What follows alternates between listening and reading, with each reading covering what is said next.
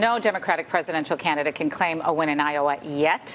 Iowa's Democratic Party has delayed releasing caucus results over what it is calling inconsistencies. NBC5's political reporter Mary Ann Ahern reported from the Iowa caucus last night. She's joining us this morning on the phone. Mary Ann, good morning.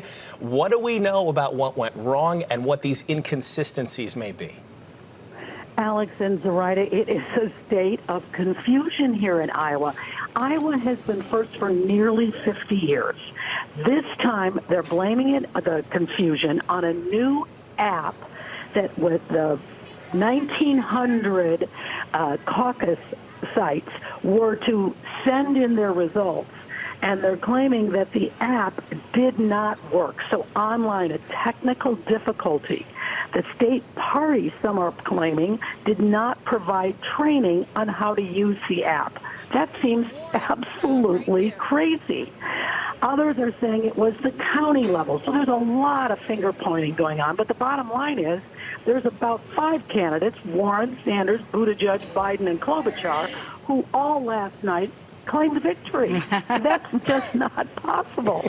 It was really interesting to watch. I got to tell you, I'm kind of jealous that you were there on the ground watching it all happen live. So we watched as all the candidates were attempting to claim some sort of a win here. I personally thought that Buttigieg got the closest to saying, when this is all said and done, I'm going to be the winner. In your opinion, does this benefit or hurt any one of those candidates in particular? Well, it may well have benefited former Vice President Joe Biden if he didn't do as well as expected, and that is what some are believing, but we just do not know for sure. Certainly the caucus that I attended, and it was very heavily Latino represented, was overwhelmingly for Bernie Sanders.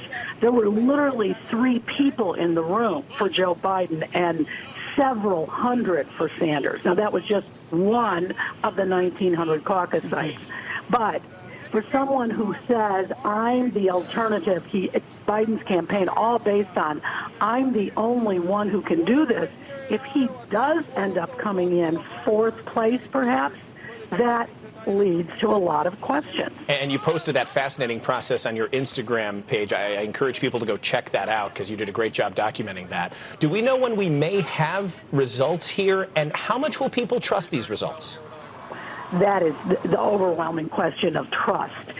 At 2 in the morning, the Iowa Democratic Party said, we'll have it for you soon in the morning. I think at some point they decided, you know what, this is a mess. We better have it right when we do give it out.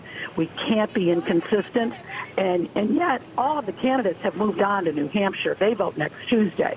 So we are expecting something this morning. Well, we know somebody who has not moved on, and that is President Trump. He's been tweeting, and he says, and I'm quoting here, the Democrat caucus is an unmitigated disaster. Nothing works, just like they ran the country. Remember the $5 billion Obamacare website that should have cost 2% of that. The only person that can claim a very big victory in Iowa last night is Trump. A lot of political pundits agree with him, Mary Ann. Absolutely. How can they not? Excuse me. And yet, he does have his State of the Union speech tonight. He has the finish of the impeachment trial tomorrow.